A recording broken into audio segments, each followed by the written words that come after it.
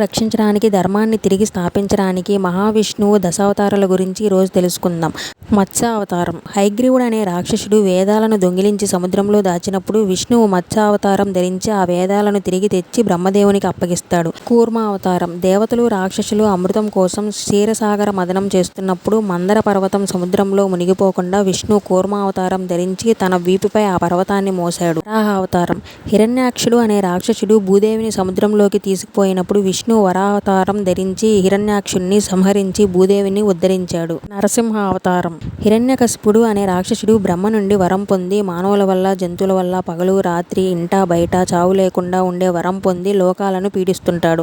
అతని కుమారుడు ప్రహ్లాదుడు విష్ణు భక్తుడు కావడంతో హిరణ్యకశిపుని సంహరించడానికి విష్ణువు నరసింహావతారం ధరించి సంధ్యా సమయంలో ద్వారం వద్ద తన గోళ్లతో హిరణ్యకశిపుడిని సంహరించాడు. వామన అవతారం. బలిచక్రవర్తి తన దానగుణంతో స్వర్గాన్ని ఆక్రమించినప్పుడు దేవతలను రక్షించడానికి విష్ణువు వామనావతారం ధరించి బలిచక్రవర్తి నుండి 3 అడుగుల స్థలం అడుగుతాడు.